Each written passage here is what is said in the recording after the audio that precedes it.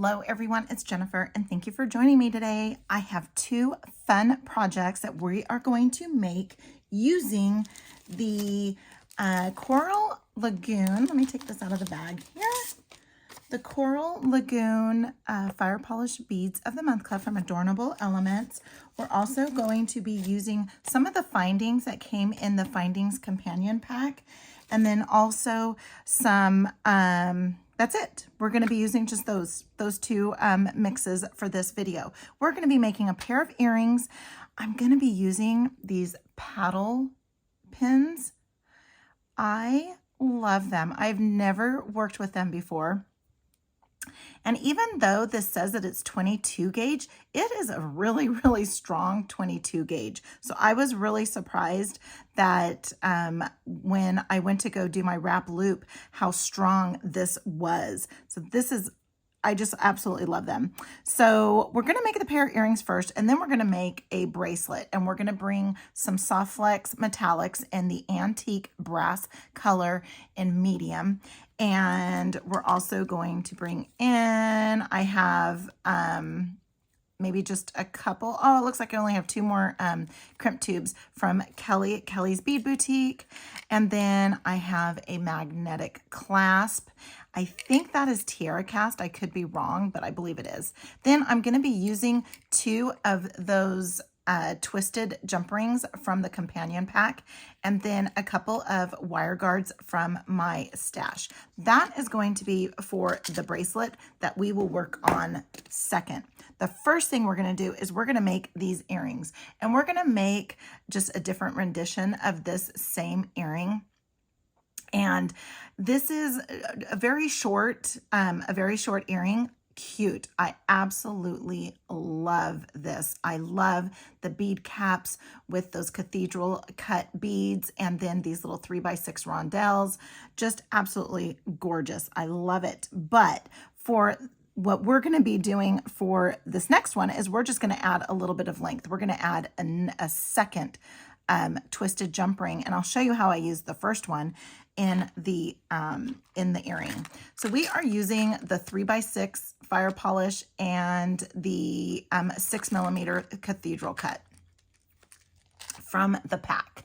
And I will put links in the description for my complete unboxing, as well as a coupon code for 10% off your first subscription, and your first month's subscription, and then also just some other information that might be helpful as to, I mean, they have lots of options to choose from your Beads of the Month Club. Also too, I do want to share their customer service is incredible, because when you sign up, or if you need to make changes to your subscription, you email them, and they are just Johnny on the spot. They were so quick to respond to me. And so good customer service does go a long way with me as well, because then I know that the my viewers that subscribe based on my videos are getting treated very well too. And that's what I look for when I am promoting and showcasing different companies. All right, so for this, we are going to use, I like bent chain nose pliers for when I'm wrapping my loops. I'm going to have some round nose pliers. These are from Softflex. I love them because they have a nice long handle, very good grip. I have some flush cutters, and I also have some chain nose pliers. So the first thing that I want to do is I want to grab this gorgeous, gorgeous, gorgeous paddle head pin. And the first thing I want to do is I'm going to take one of these beautiful, beautiful TierraCast bead caps. And these, I believe, are 8mm. Let me look. They are star bead caps in 8mm. Now, I am using a 6mm cathedral cut to put that on, but it just makes for a great bed for that bead. Then what I'm going to do is these twisted jump rings are closed up really, really well, because I went and looked to see, because what I'm using them as is I'm using them as a spacer. And when I use this little 3x6 bead here, it just fits perfectly in there, and then it doesn't move around, because when we wire wrap, we're going to make sure that we wire wrap pretty tight. Even though this is a glass bead and can break, there's ways to do this to assure that, for one thing, you are in there nice and tightly, and then also too that you're not going to damage your bead. Then what we're going to use is we're going to use this second one here just to add a little bit of length, just to see how that would look. Okay, so now with the paddle, I want the paddle to face forward. So I want the wide side to face forward. So I'm going to turn it to the side. I'm going to come in, and I am going to come in at the very tippy tip of my chain nose pliers, just because I do not want a long neck. I want to be sure to get this tucked in here and get the wire wraps all nice and tight so there's no movement. And I'm going to give it a 90-degree angle bend. Not completely 90 degrees, but that's okay. I have a little mark on my round nose pliers, and this is just for when I want a larger loop. I'm going to go about halfway in between for this. And I'm going to go ahead, and now my palm is facing me, and I'm just going to form that wire over the top barrel. When you look at this, if it's coming across okay, when you're looking at this, you've got this wire here that the tail needs to be going out that way. It needs to go this way. But this bottom barrel is in the way. So what I'm going to do is I'm just going to hold on to this so I don't lose my place, and I'm just going to rotate it. Now I can go ahead and push that to the back, and then now I'm just going to rotate my wrist while I'm applying a little bit of pressure here and get that centered. So that is all nice and centered and ready.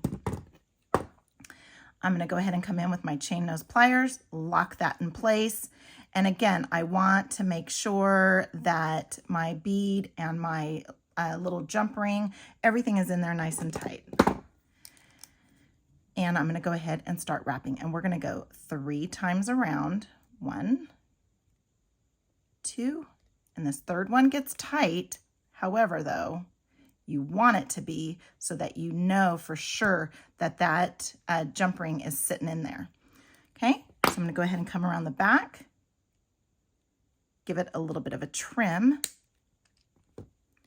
Then I'm going to go ahead and come in with my bent chain nose pliers so I have a nice good angle, and then I'm going to go ahead and just tuck that in with the very tippy tip of my chain nose pliers. Okay, then if your paddle is not facing how you want, just go ahead and with your chain nose pliers grab that top loop, and then with another pair of pliers go ahead and just grab that bottom paddle and then just twist it until it's facing the right direction. Then I'm going to go ahead and open up my jump ring here, trying to find where the slit is. There it is. And open that up. I'm going to go ahead and do this. And so it's going to go on its side, and I'll show you what we're going to do to make that okay. We're going to do exactly what I shared earlier. Okay, we're going to close that up, and then that gives it a little bit more length, right? But when you look at this, and you're like, oh my gosh, my paddle is going sideways. Okay, all you do is, let's go ahead and put this one in because this is a little bit more thin. Okay, so here's our look here, and then I'm going to come in like so and just twist it to where the paddle is facing the front. And there we go. We have our paddle, and then it looks like it got a little distorted here, but we can just fix that up a little. And now we have our second pair of earrings. They did include the little stoppers, so you can either make your earring with a little bit of a drop or just like so. So we have 2 different ways to do this earring. How's that? Okay, so let me get these out of the way, and we're going to bring in our bracelet. For this project, we do not need our round nose pliers, but we are going to need our crimping tool. So I have just a standard crimping tool that has the 2 notches. The first one in the back would be your initial squeeze down, will form like a crescent moon, like a crescent moon. And then what we do is we move it on over to the top notch where it looks like it rounds it off and it closes it up. We are going to still use our bent chain nose pliers and our chain nose pliers and our cutters as well. And again, I'm going to be using a couple of 2x2 crimp tubes. I'm going to be using some wire guards, a couple of those real pretty twisted jump rings, and then a magnetic clasp. Magnetic clasp, the wire guards, and the crimp tubes came from my own stash. I believe this is a TierraCast metal clasp. All right, so I'm going to bring in my metallics, antique brass colors, soft flex, medium metallic flex wire, and I am going to work from the spool. I like working from the spool because I feel like I reduce the amount of my waste significantly when I do it this way. Now, I am going to be using these little 3mm fire polish and these 12x6 fire polish, and these are flat ovals. They are beautiful. Look how gorgeous they are. And then they're flat on one side. Well, 2 sides. 2 sides are flat, and then these are faceted. So pretty. And I think I'm just going to use about 3 of those. Maybe 4. We'll see. We'll see how many we use. So I'll leave out 4. And then, let's see. I'm going to just pour out a bunch of these guys. I'm not sure how many of these I'm going to be using, so we will leave those. And I want to try and make it to where I have the same amount of beads in between each large bead. And let me see if I can get this. I was able to get regular wire through. There we go. And let's see how many. I want my strand to be about, I want my strand to be about 5.5. Well, let's see how long this is going to be. Let's see here. When we have the jump ring and the jump ring, just kind of place that on there just to get a roundabout. This is going to go on the inside here a little bit, and then we have our 2x2 crimps. So that's probably about 1 inch or so, I would say. Let's see. So it's about 1 inch it's about 1 1/8. So I want to make this about 5.5 inches so that I will have a little over 6.5 inch bracelet. And the more that I look at this, I kind of really like just having a couple of these beads. And then that is probably what I like. I think I like that. Okay, so we're changing things up. I am just going to put a couple in between. And what might end up happening is at the end, I might only be able to put 1 on the end, but we will test that all out. Okay, so let's go ahead and try and get this through. And if that doesn't go through, you just pick up another. And then you just keep on trying. So I'm gonna go with 2 and then 1 long. So I'm gonna look at how gorgeous that is. So I'm gonna go ahead and keep on going. I don't wanna keep you here while I'm just stringing, though I guess I can talk about Adornable Elements a little bit while I am stringing. And they have actually been around since the year 2000. And that is pretty amazing. 23 years of doing this for all of us. They have, like I said, a wide variety of different clubs that you can belong to. and you can change them. You can actually also set up a rotating, where you get rotating beads of the month. One month you might get one thing, and the next month you might get the other. And I know they have seed beads. The fire polish is just incredible. That, like I said, this is the first month that I've gotten the fire polish, and they are just, they're just stunning. Love the gemstones. The labradorite gemstones. I have a couple of things planned with those.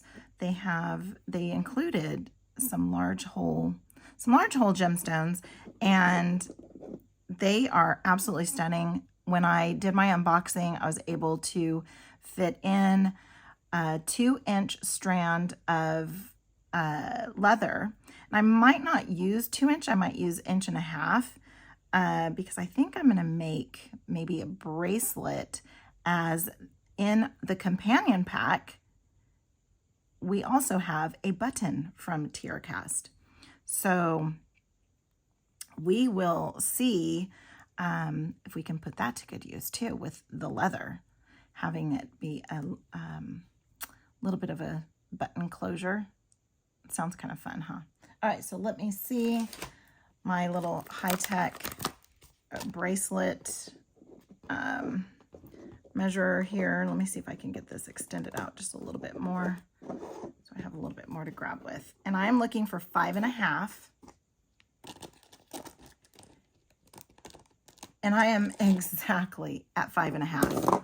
So by using 2, 1, 2, 1, 2, 1, 2, 1, 2, 1, 2, 1, 2, 1, I'm checking as well. We have ourselves 5.5 inches. So the first thing I'm going to do, so I didn't use as many as these. This would actually make for a pretty necklace too, with just maybe a couple of the, oh, we have those in the companion pack. We have those pendant. We have these little guys. This one's pretty. This one's cool. This one's cool. Where you run, I did this during the unboxing too. You run, so this is what it looks like from the front. And what you do is you run through here, and then you run through here, okay? And then you just run through the other side. Is that not cool or what? And then this is like a bead. So I'm probably going to do something with that as a necklace using the rest of these guys. Okay, so now let's go ahead and bring in our crimper. And we're going to thread on a crimp tube.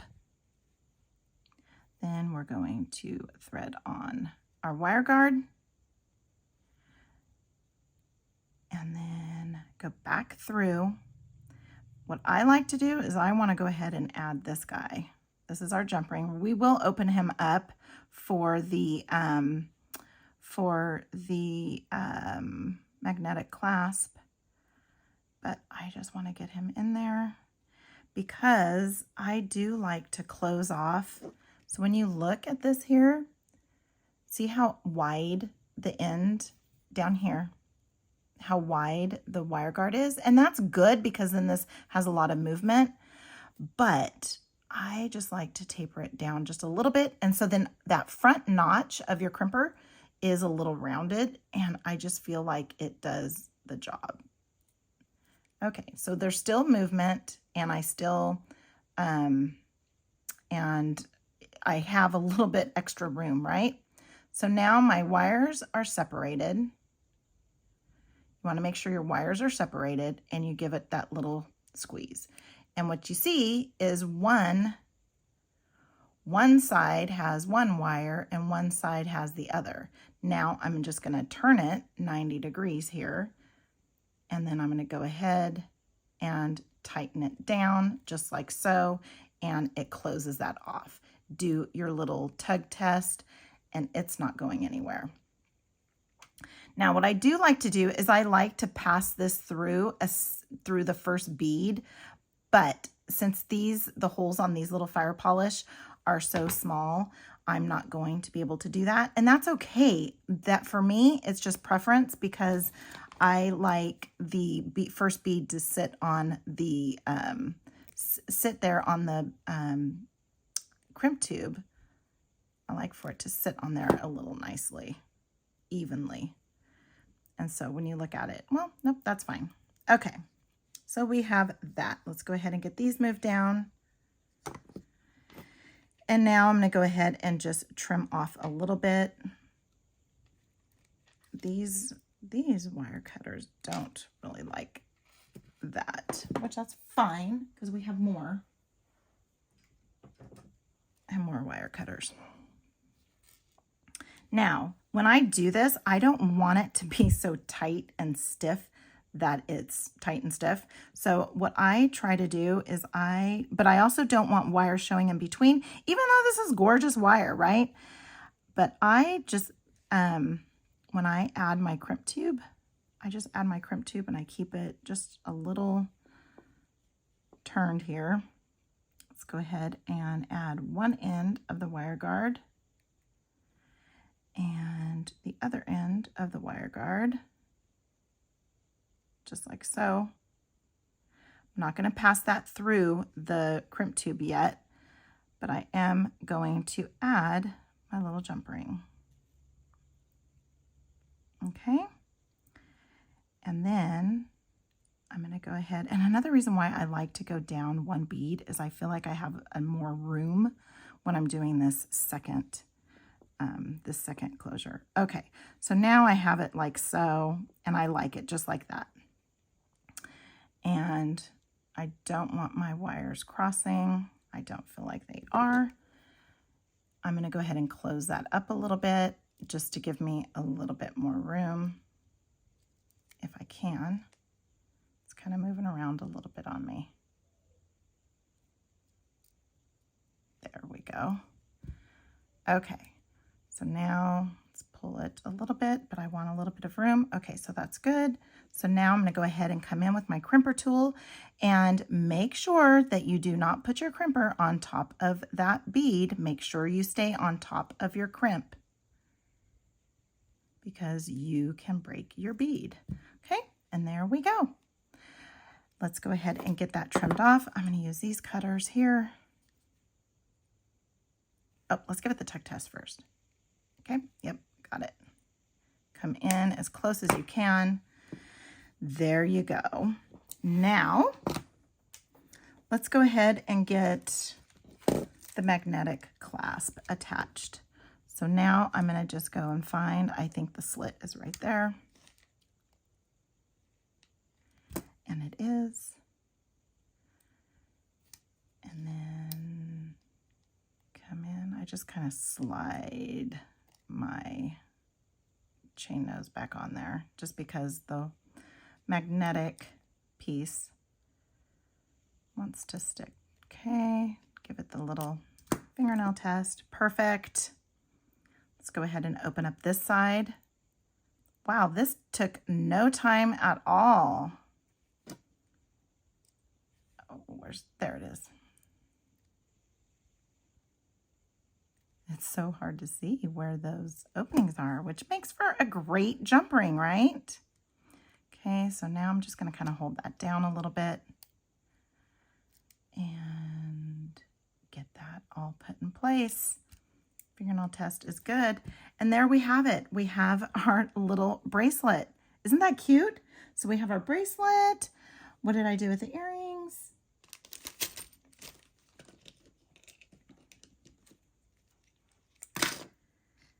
And then we have our earrings here. And then I'm going to make a necklace. My next video is going to be a matching necklace for this. We're going to use some of those focal pieces. And so stick around. Be sure to like and comment. I read what everybody has to say, and subscribe so you don't miss out on the next one. And also too, when opening up your magnetic clasps, I know it's easy just to pull apart this way, but think of them like a jump ring. and just slide. It's so much easier to do it that way. So think of your magnetic clasp as a jump ring and slide, because you don't open up a jump ring like this, right? And I just feel like it doesn't add so much pressure onto your jump rings. If you had thinner jump rings here, it might open them up. So there's your little tip of the day. So, and be sure to check out Adornable Elements. I'm going to have the coupon code in the description. And then I'm also going to include in the description my unboxing of all of these fun beads and components. And until next time, have a good one.